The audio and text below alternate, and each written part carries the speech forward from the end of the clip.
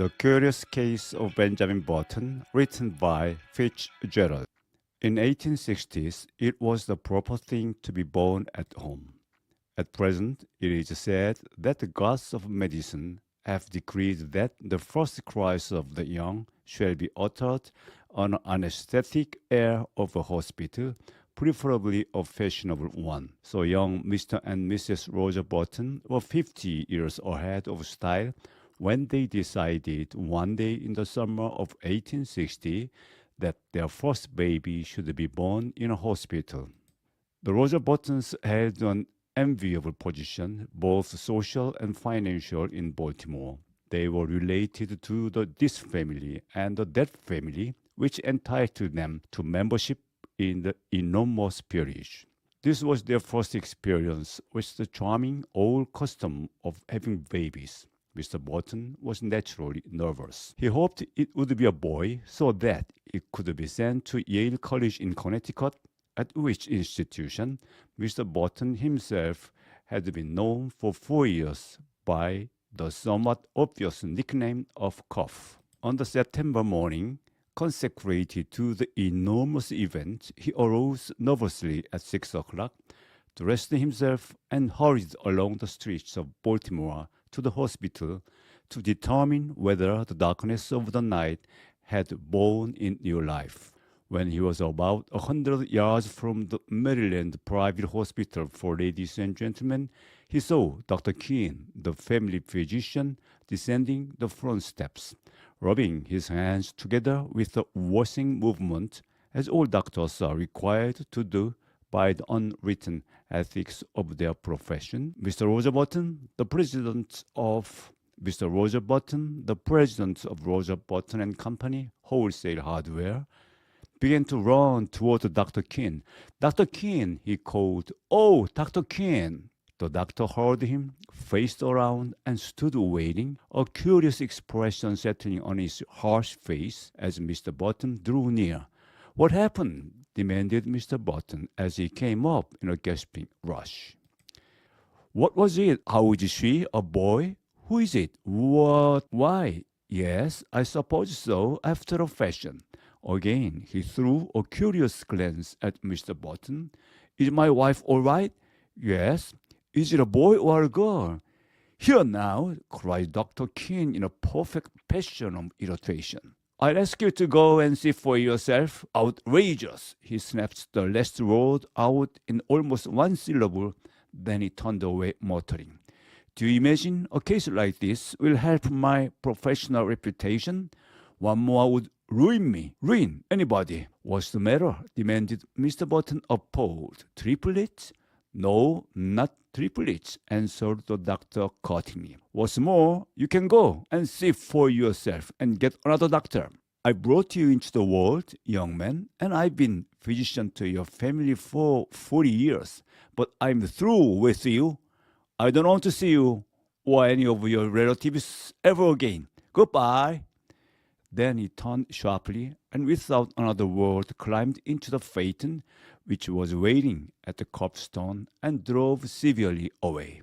Mr. Button stood there upon the sidewalk, stupefied and trembling from head to feet. What horrible mishap had occurred? He had suddenly lost all desire to go into the Maryland Private Hospital for Ladies and Gentlemen. It was with the greatest difficulty that, a moment later, he forced himself to mount the steps and enter the front door. A nurse was sitting behind the desk in the opaque gloom of the hall. Swallowing his shame, Mr. Button approached her. Good morning, she remarked, looking at him pleasantly. Good morning, I am Mr. Button. At this, a look of utter terror spread itself over the girl's face. She rose to her feet and seemed about to fly from the hall, restraining herself only with the most apparent difficulty. She rose to her feet and seemed about to fly from the hall, restraining herself only with the most apparent difficulty. I want to see my child, said Mr. Button. The nurse gave a little scream. Oh, of course, she cried hysterically. Upstairs? Right upstairs. Go up. She points the direction, and Mr. Button, bathed in cool perspiration, turned falteringly and began to mount to the second floor. In the upper hall, he addressed another nurse who approached him, basin in hand. Mr. Button, I want to see my clank.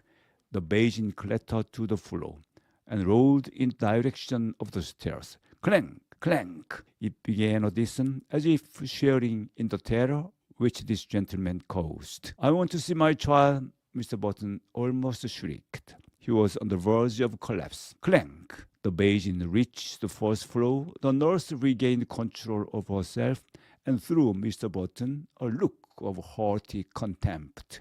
All right, Mr. Button, she said in a hushed voice. Hurry, he cried hoarsely. I can't stand this. Come this way then, Mr. Button. He dragged himself after her. At the end of a long hall, they reached a room from which proceeded a variety of howls. They entered. Well, gasped Mr. Button, which is mine? There, says the nurse. Mr. Button's eyes followed her pointing finger, and this is what he saw. Wrapped in a voluminous white blanket and partly crammed into one of the cribs, there sat an old man, apparently about 70 years of age. His sparse hair was almost white, and from his chin dripped a long smoke-colored beard, which waved absurdly back and forth, fanned by the breeze coming from the window. He looked up at Mr. Button with thin, faded eyes in which lurked a puzzled question. Am I mad? Thundered Mr. Button, his terror resolving into rage. Is this some ghastly hospital joke? It doesn't seem like a joke to us, replied the nurse severely. And I don't know whether you are mad or not, but that is most certainly your child. The cool perspiration redoubled on Mr. Button's forehead. He closed his eyes and then, opening them, looked again. There was no mistake. He was gazing at a man of 60 and 10, a baby of 70, a baby whose feet hung over the sides of the crib. The old man looked placidly from one to the other for a moment, and then suddenly spoke in a cracked and ancient voice. Are you my father? He demanded. Mr. Button and the nurse were frightened. Because if you are, went on the old man curiously, I wish you to get me out of this place, or at least get them to put a comfortable rocker in here. Where in God's name did you come from? Who are you? Burst out Mr. Button frantically. I can't tell you exactly who I am, replied the old man, because I've only been born a few hours. But my last name is certainly Button. You lie. You are an impostor. The old man turned wearily to the nurse. Nice way to welcome a newborn child, he complained in a weak voice. Tell him he's wrong. Why don't you? You are wrong, Mr. Button, says the nurse severely. This is your child, and you'll have to make the best of it. We are going to ask you to take him home with you as soon as possible. Sometime today. Home? Repeated Mr. Button incredulously. Yes, we can't have him here. We really can't, you know. I'm right glad of it, says the old man. This is a fine place to keep youngsters. With all this yelling and howling, I haven't been able to get a wink of sleep. I asked for something to eat. Here his voice rose to a shrill note of protest. And they brought me a bottle of milk. Mr. Button sank down upon a chair near his son and concealed his face in his hands. My heavens, he murmured in horror. What will people say? What must I do? You'll have to take him home, insisted the nurse immediately. A grotesque picture formed itself with dreadful clarity before the eyes of the tortured man. A picture of himself walking through the crowded streets of the city with this appalling apparition stalking by his side. I can't, he moaned. People would stop to speak to him, and What was he going to say? He would have to introduce this old man of 70. This is my son, born early this morning. Come, pull yourself together, commanded the nurse. See here, the old man announced suddenly. If you think I'm going to walk home in this blanket, you are entirely mistaken. Babies always wear those, says the nurse primly. Well, says the old man, this baby is not going to wear anything in about 2 minutes. This blanket itches. They might at least have given me a sweat. Keep it on, said Mr. Button hurriedly. He turned to the nurse. What will I do? Go down and buy your son some clothes. Mr. Button's son's voice followed him down into the hall. And a cane, father? I want to have a cane. Mr. Button banged the outer door savagely. Good morning, Mr. Button said nervously to the clerk in the Chesapeake Dry Goods Company. I want to buy some clothes for my child. How old is your child, sir? About 6 hours, answered Mr. Button without due consideration. Baby supply department in the rear. Why, I'm not sure that's what I want. He's an unusually large-sized child, exceptionally large. They have the largest child sizes. Where is the boys' department? Inquired Mr. Button, shifting his ground desperately. He felt that the clerk must surely scent his shameful secret. Right here, well, he hesitated. But a frantic inspection of the boys' department revealed no suit to fit the newborn Button. He blamed his store, of course. In such cases, it is the thing to blame the store. How old did you say that the boy of yours was? Demanded the clerk curiously. He is 16. Oh, I beg your pardon. I thought you said 6 hours. You will find the youth department in the next aisle. Mr. Button turned miserably away. Then he stopped, brightened, and pointed his finger toward a dressed dummy in the window display. There, he exclaimed, I'll take that suit. Out there on the dummy. The clerk stared. Why? He protested. That's not a child suit. At least it is, but it's for fancy dress. You could wear it yourself. Wrap it up, insisted his customer nervously. That's what I want. The astonished clerk obeyed. Back at the hospital, Mr. Button enters the nursery and almost threw the package at his son. Here's your clothes, he snapped out. They look sort of funny to me, he complained. I don't want to be made a monkey of. You've made a monkey of me, retorted Mr. Button fiercely. Never you mind how funny you look. Put them on, I'll spank you. He swallowed uneasily at this word, feeling, nevertheless, that it was the proper thing to say. All right, father, you've lived longer, you know best, just as you say. As before, the sound of the word father caused Mr. Button to start violently. And hurry, I'm hurrying, father. When his son was dressed, Mr. Button regarded him with depression. The costume consisted of dotted socks, pink pants, and a belted blouse with a wide white collar.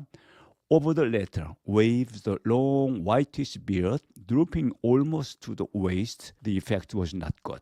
Wait, Mr. Button seized the hospital scissors and with 3 quick snaps, cut a large section of the beard. But even with this improvement, the ensemble fell far short of perfection. Come along, he held out his hand and said sternly. His son took the hand trustingly. What are you going to call me, Dad? He quavered as they walked from the nursery. Just a baby for a while? Mr. Button grunted. I don't know. I think we'll call you Methuselah. Even after the new addition to the Button family had his hair cut short and then dyed to a sparse, unnatural black, it was impossible for Button to ignore the fact that his son was a poor excuse for a first family baby. They decided to call him Benjamin Button. He was 5 feet 8 inches tall. His clothes did not conceal this, and the clipping and dyeing of his eyebrows could not disguise the fact that The eyes underneath were faded and tired. In fact, the baby nurse who had been engaged in advance left the house angrily after one look. But Mr. Button persisted in his unwavering purpose. Benjamin was a baby, and a baby he should remain. At first he declared that if Benjamin didn't like warm milk, he could go without food altogether. But he was finally prevailed upon to allow his son bread and butter and even oatmeal by way of compromise. One day he brought home a rattle and giving it to Benjamin insisted that he should play with it, whereupon the old man took it with a weary expression and could be heard jingling it obediently throughout the day. There can be no doubt, though, that the rattle bored him and that he found other and more soothing amusements when he was left alone. For instance, Mr. Button discovered one day that during the preceding week he had smoked more cigars than ever before, a phenomenon which was explained a few days later when, entering the nursery unexpectedly, he found a room full of faint blue haze and Benjamin, with a guilty expression on his face, trying to conceal the butts of a dark Havana. This, of course, called for a severe spanking, but Mr. Button found that he could not administer it. He merely warned his son that he would stunt his growth. Nevertheless, he persisted in his attitude. But despite all his father's efforts, Benjamin refused to be entrusted.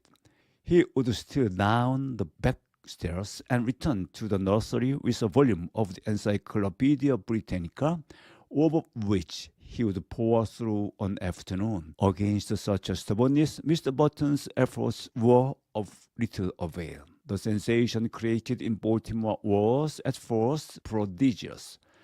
What a mishap could have caused the Buttons and their kinsfolk socially cannot be determined, for the outbreak of the Civil War drew the city's attention to other things. A few people who were unfailingly polite racked their brains for compliments to give to the parents, and finally hit upon the ingenious device of declaring that the baby resembled his grandfather. However, Mr. and Mrs. Roger Button were not pleased, and Benjamin's grandfather was furiously insulted. Benjamin, once he left the hospital, took life as he found it. Several small boys were brought to see him, and he spent an afternoon trying to work up an interest in tops and marbles. He even managed quite accidentally to break a kitchen window with a stone from a slingshot, a feat which secretly delighted his father. Thereafter, Benjamin contrived to break something every day, but he did these things only because they were expected of him, and because he was by nature uprising.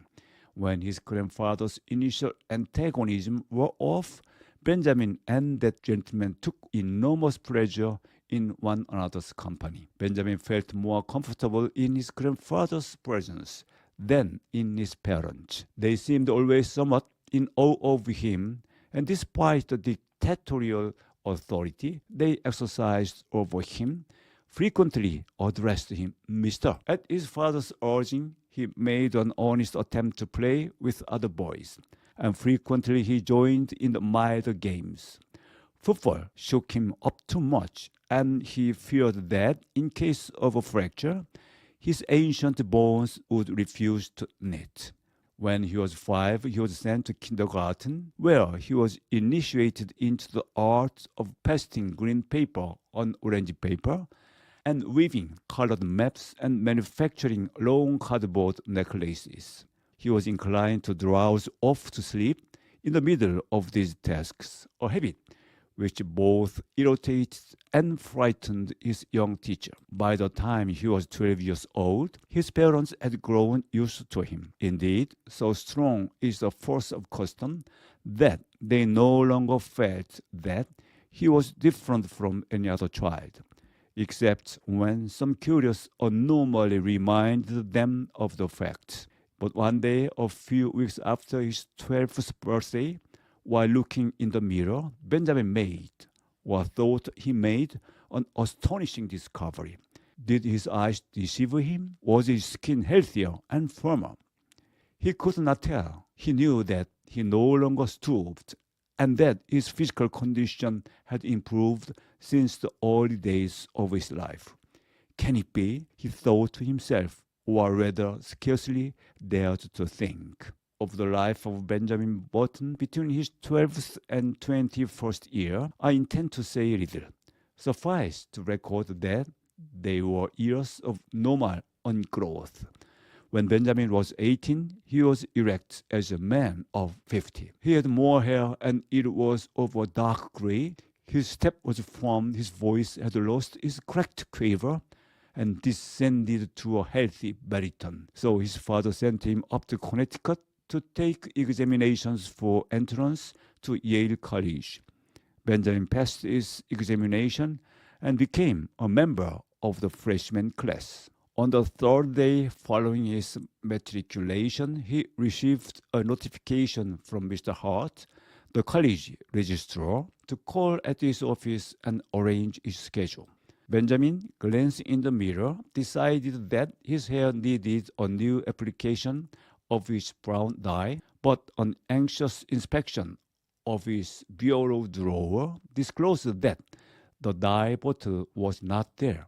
Then he remembered he had emptied it the day before and thrown it away. He was in a dilemma. He was due at the registrar's in 5 minutes. There seemed to be no help for it. He must go as he was. He did. Good morning, says the registrar politely. You've come to inquire about your son? Why, as a matter of fact, my name's Button, began Benjamin. But Mr. Hart cut him off. I'm very glad to meet you, Mr. Button. I'm expecting your son here any minute. That's me, burst out Benjamin. I'm a freshman. What? I'm a freshman. Surely you are joking. Not at all. The registrar frowned and glanced at the card before him. Why, I have Mr. Benjamin Button's age down here as 18. That's my age, asserted Benjamin, flushing slightly. The registrar eyed him warily. Now, surely, Mr. Button, you don't expect me to believe that? Benjamin smiled wearily. I'm 18, he repeated. The registrar pointed sternly to the door. Get out, he said. Get out of college and get out of town. You are a dangerous lunatic. I'm 18.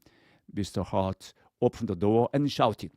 A man of your age tries to enter here as a freshman?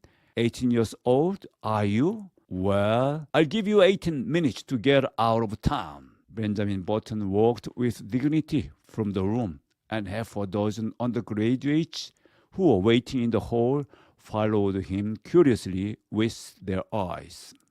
The word had gone around that a lunatic had passed the entrance examinations for Yale and attempted to palm himself off as a youth of 18. A fever of excitement permeated the college. He ought to go to prep school at his age. Look at the infant prodigy. He thought this was the old man's home. Go up to Harvard. Benjamin increased his gait, and soon he was running. He would show them. He would go to Harvard, and then they would regret these taunts. Safely on board the train for Baltimore, he put his head from the window. You will regret this, he shouted. Ha, ha. The undergraduates laughed. Ha, ha, ha. It was the biggest mistake that Yale College had ever made. In 1880, Benjamin Button was 20 years old, and he signalized his birthday by going to work for his father in Roger Button and Company Wholesale Hardware. It was in the same year that he began going out socially. That is, his father insisted on taking him to several fashionable dances. Roger Button was now 50, and he and his son were more and more companionable. In fact, since Benjamin had ceased to dye his hair, which was still grayish, they appeared about the same age and could have passed for brothers. One night in August, they got into the phaeton attired in their full dress suits and drove out to a dance at the Shevlin's country house, situated just outside of Baltimore. A full moon drenches the road to the color of platinum. It was almost impossible not to be affected by the sheer beauty of the sky. Almost. There was a great future in the dry goods business, Roger Button was saying. Old fellows like me can't learn new tricks, he observed profoundly. It's you, youngsters, with energy and vitality that have the great future before you. Far up the road, the lights of the Chevrins' country house drifted into view. A handsome brougham came to a halt. An elderly gentleman got out, then another young lady, beautiful as seen. Benjamin started. An almost chemical change seemed to dissolve and recompose the very elements of his body. A rigor passed over him.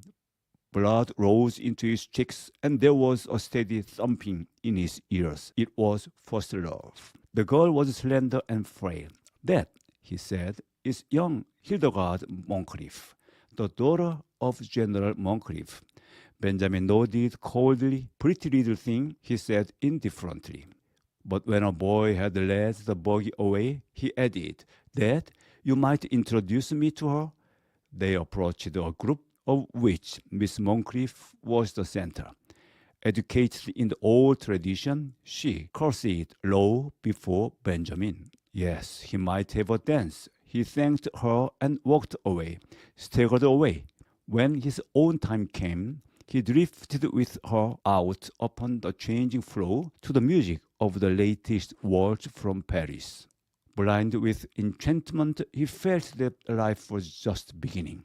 You and your brother got here just as we did, didn't you?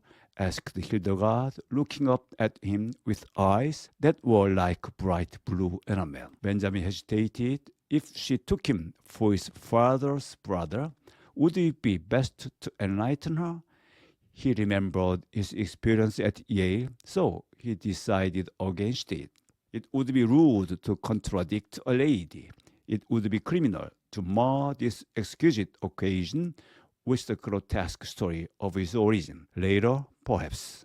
So he nodded, smiled, listened, was happy. I like men of your age, Hildegard told him. Young boys are so idiotic. They tell me how much champagne they drink at college and how much money they lose playing cards. Men of your age know how to appreciate women. Benjamin felt himself on the verge of a proposal. With an effort, he choked back the impulse. You are just romantic age, she continued. 25 is too worldly wise. 30 is apt to be pale from overwork. 40 is the age of long stories that take a whole cigar to tell. 60 is too near 70. But 50 is the mellow age. I love 50. 50 seemed to Benjamin a glorious age. He longed passionately to be 50. I've always said, went on Hildegard, that I'd rather marry a man of 50 and be taken care of than marry a man of 30 and take care of him. For Benjamin, the rest of the evening was bathed in a honey-colored mist. Hildegard gave him 2 more dances, and they discovered that they were marvelously in accord on all the questions of the day. She was to go driving with him on the following Sunday, and then they would discuss all these questions further. Going home in the phaeton just before the break of dawn, when the first bees were humming and the fading moon glimmered in the cool dew, Benjamin knew vaguely that his father was discussing wholesale hardware. And what do you think should merit our biggest attention after hammers and nails? The elder Button was saying. Love, replied Benjamin absent-mindedly. Logs? Exclaimed Roger Button. Why, I've just covered the question of the logs. Benjamin regarded him with dazed eyes. Just as the eastern sky was suddenly cracked with light, and an oriole sang piercingly in the quickening trees. When 6 months later, the engagement of Miss Hildegard Moncrief to Mr. Benjamin Button was made known, I say made known, for General Moncrief declared he would rather fall upon his sword than announce it. The excitement in Baltimore society reached a feverish pitch. The almost forgotten story of Benjamin's birth was remembered and sent out in incredible forms. It was said that Benjamin was really the father of Roger Button, and finally that he had two small conical horns sprouting from his head. The Sunday supplements of the New York papers played up the case with fascinating sketches which showed the head of Benjamin Button attached to a fish, to a snake, and finally to a body of solid brass. He became known journalistically as the Mystery Man of Maryland. But the true story, as is usually the case, had a very small circulation. However, everyone agreed with General Moncrief that it was criminal for a lovely girl who could have married any beau in Baltimore to throw herself into the arms of a man who was assuredly 50. In vain, Mr. Roger Button published his son's birth certificate in large type in the Baltimore Blaze. No one believed it.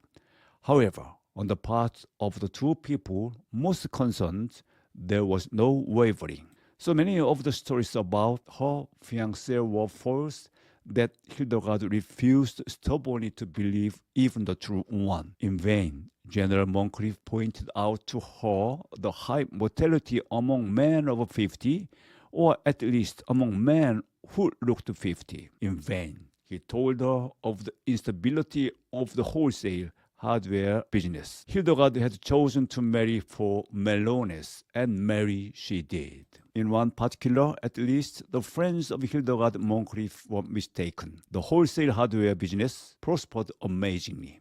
In the 15 years between Benjamin Button's marriage in 1880 and his father's retirement in 1895, the family fortune was doubled, and this was due largely to the younger member of the firm.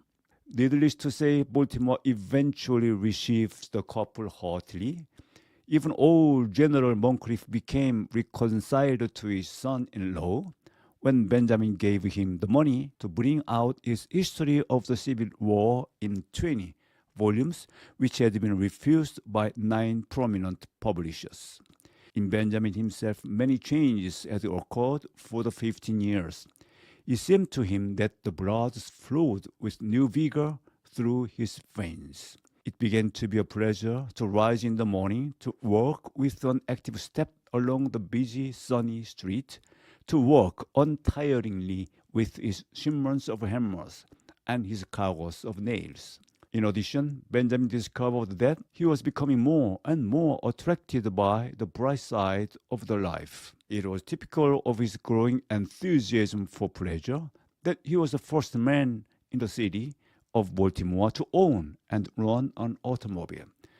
Meeting him on the street, his friends would stare enviously at the picture he made of health and vitality. He seems to grow younger every year, they would remark.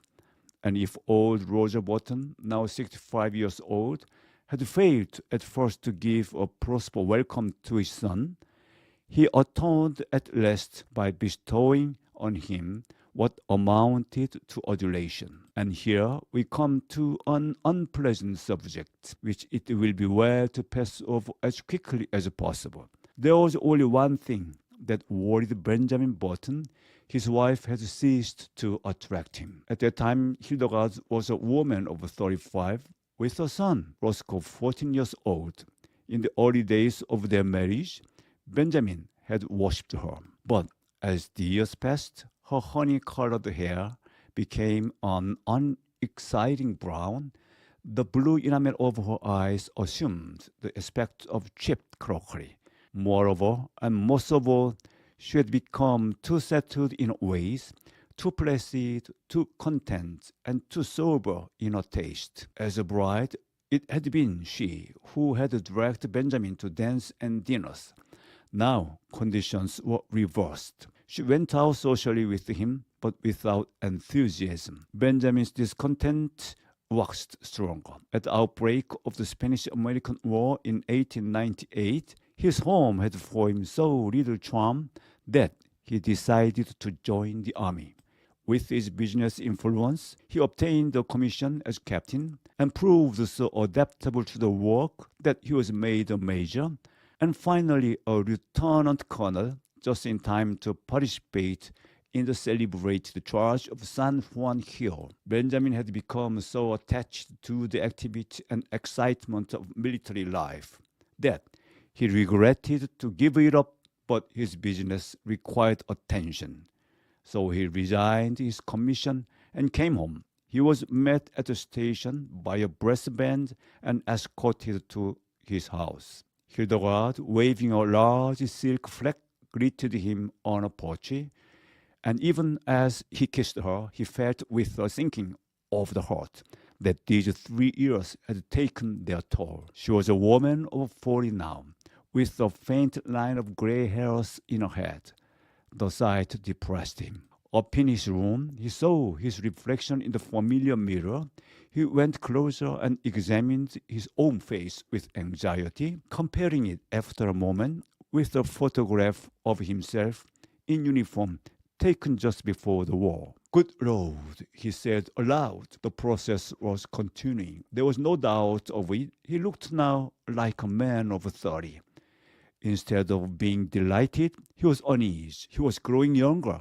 He had hopes that once he reached a bodily age, equivalent to his age in years, the grotesque phenomenon which had marked his birth would cease to function. He shuddered. His destiny seemed to him awful, incredible. When he came downstairs, Hildegard was waiting for him. She appeared annoyed, and he wondered if she had at last discovered that there was something amiss. It was an effort to relieve the tension between them that he broached the matter at dinner in what he considered a delicate way. "Well," he remarked lightly, "everybody says I look younger than ever." Hildegard regarded him with scorn. She sniffed. "Do you think it's anything to boast about?" "I'm not boasting," he asserted uncomfortably. She sniffed again. "The idea," she said, and after a moment, "I should think you'd have enough pride to stop it." "How can I?" he demanded. "I'm not going to argue with you," she retorted. As this was an inane and unanswerable argument, Benjamin made no reply. And from that time on, a chasm began to widen between them. He wondered what possible fascination she had ever exercised over him. To add to the breach, he found that his thirst for gaiety grew stronger.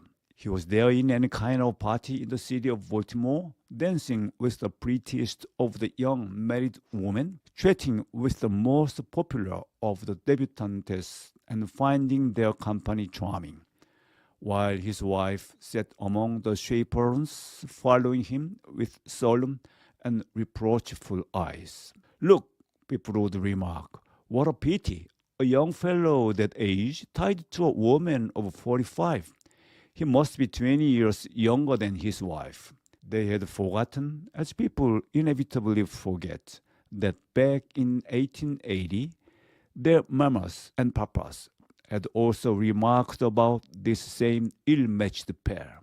Benjamin's growing unhappiness at home was compensated for by his many new interests. He took up golf and made a great success of it. He went in for dancing as well. His social activities, of course, interfered to some extent with his business. But then he had worked hard at wholesale hardware for 25 years and felt that he could soon hand it on to his son Roscoe, who had recently graduated from Harvard. He and his son were, in fact, often mistaken for each other. This pleased Benjamin. He soon forgot the fear which had come over him on his return from the Spanish-American War and grew to take a naive pleasure in his appearance. There was only one fly in the delicious ointment. He hated to appear in public with his wife. Hildegard was almost 50, and the sight of her made him feel absurd.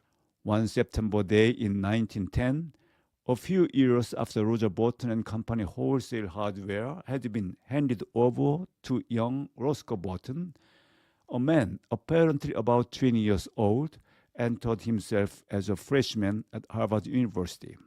He did not make the mistake of announcing that he would never see 50 again, nor did he mention the fact that his son had been graduated from the same institution 10 years before.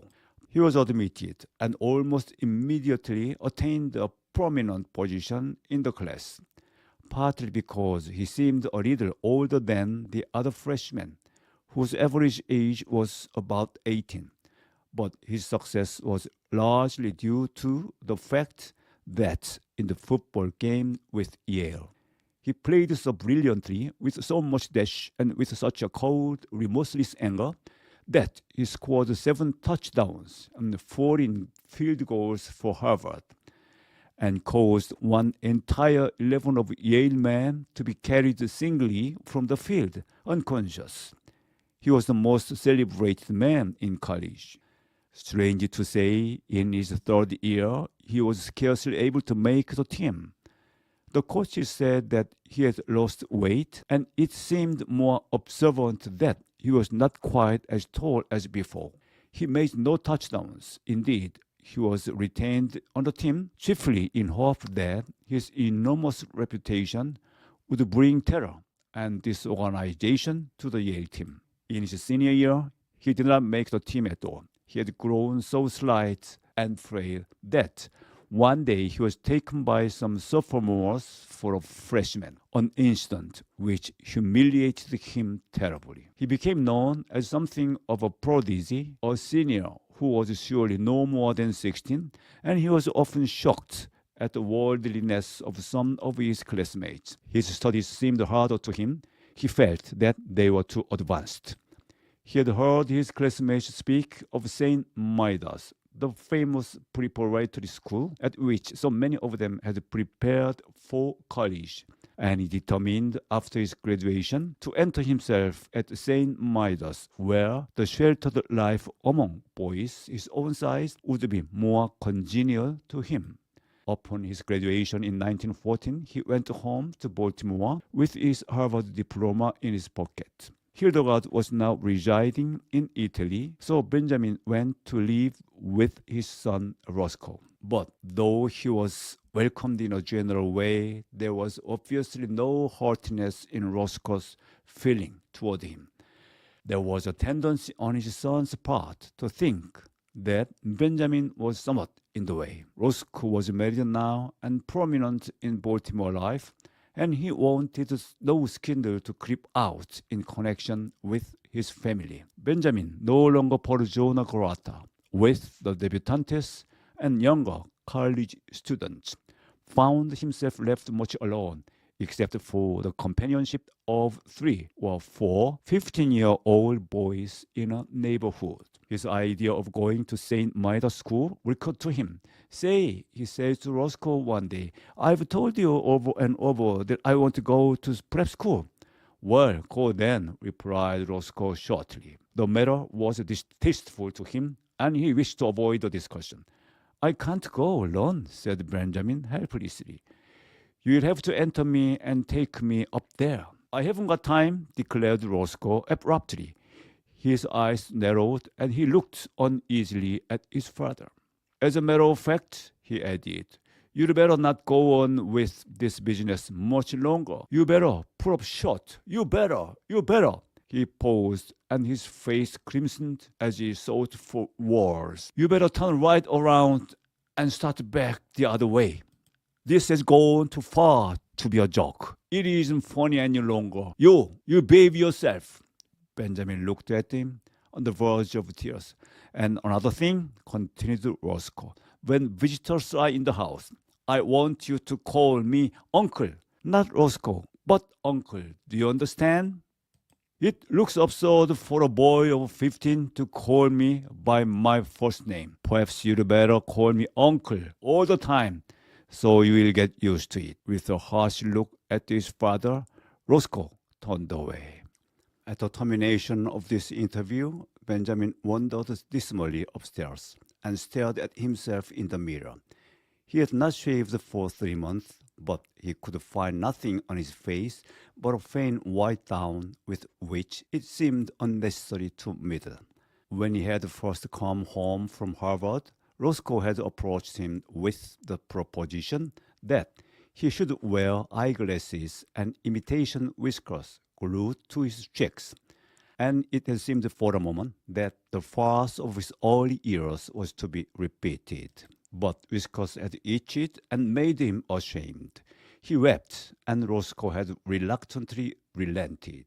Benjamin opened a book of boys' stories, The Boy Scouts in Bimini Bay, and began to read, but he found himself thinking persistently about the war. America had joined the Allies during the preceding month, and Benjamin wanted to enlist, but alas, 16 was the minimum age, and he did not look that old. His true age, which was 57, would have disqualified him anyway. There was a knock at his door, and the butler appeared with a letter. Benjamin tore it open eagerly and read the enclosure with delight. It informed him that many reserve officers who had served in the Spanish-American War were being called back into the service with a higher rank.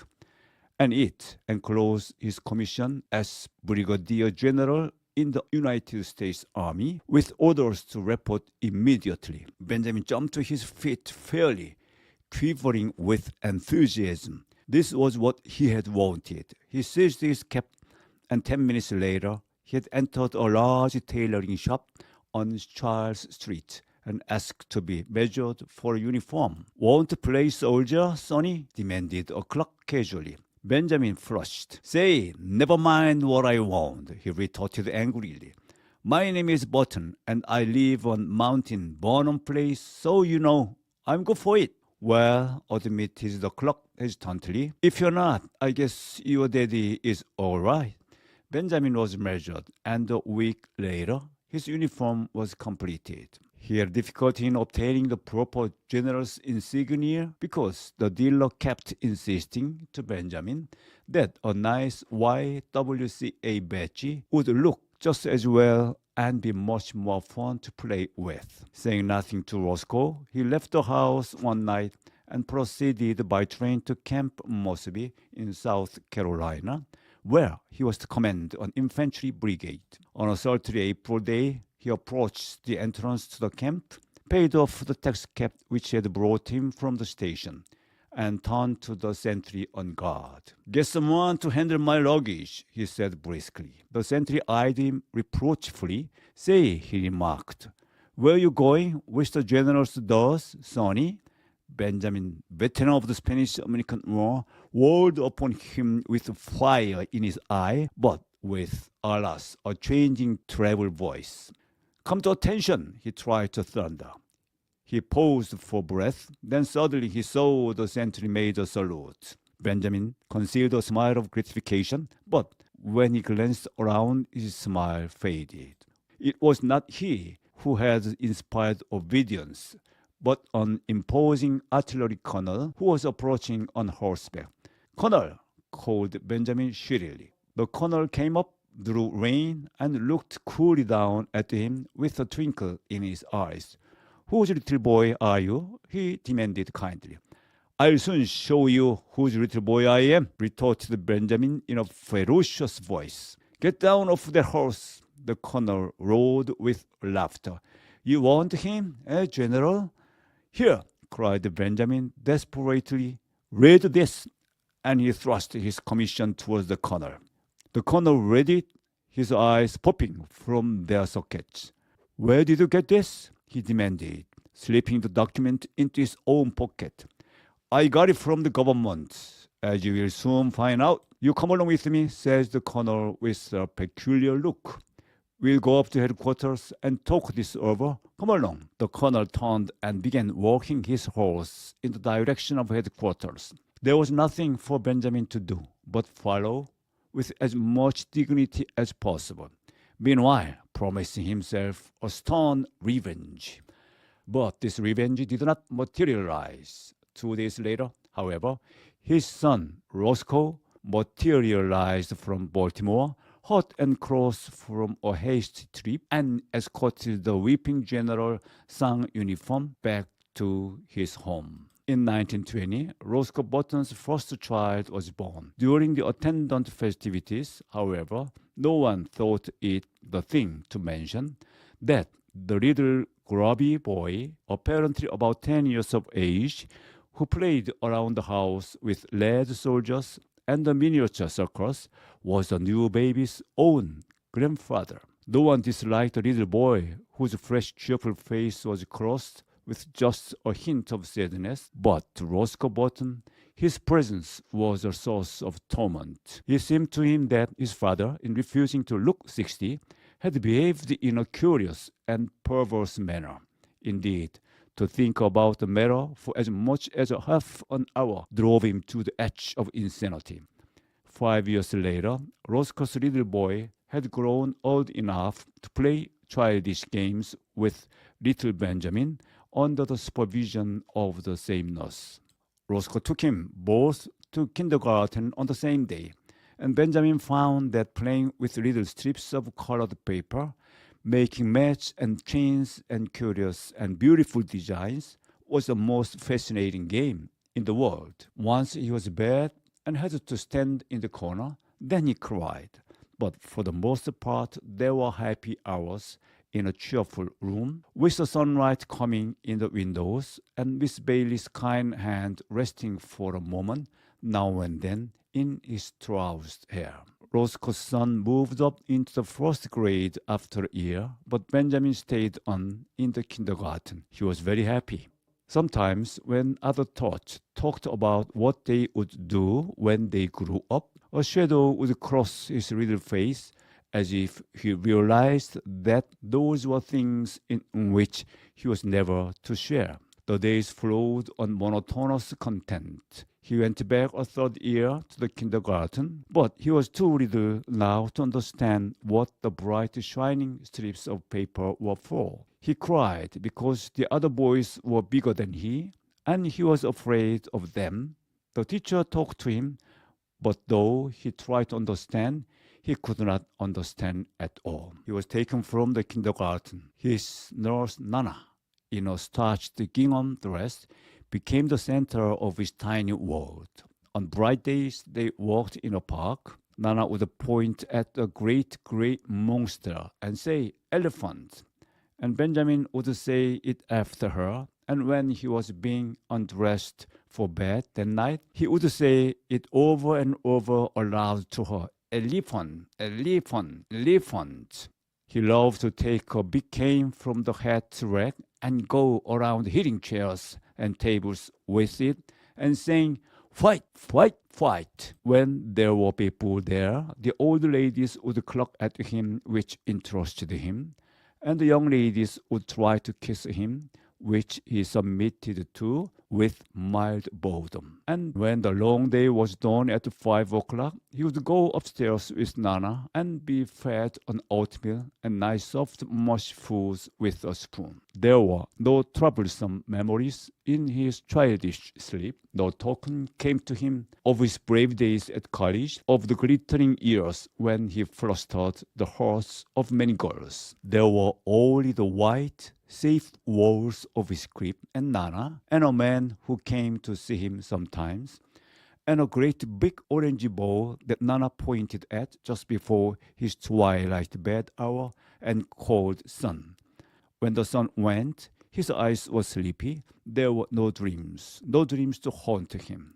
The past, the wild charge at the head of his man of San Juan Hill, the first years of his marriage when he walked late into the summer dusk down in the busy city for young Hildegard whom he loved. The days before that when he sat smoking far into the night in the gloomy old Button house on Monroe Street with his grandfather, all these had faded like unsubstantial dreams from his mind, as though they had never been. He did not remember. He did not remember clearly whether the milk was warm or cool at his last feeding or how the days passed.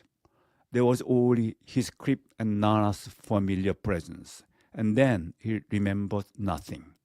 When he was hungry, he cried. That was all. Through the noons and nights he breathed, and over him there were soft mumblings and murmurings that he scarcely heard, and faintly differentiated smells that light and darkness. Then it was all dark, and his white creep, and the dim faces that moved above him, and the warm sweet aroma of the milk faded out altogether from his mind.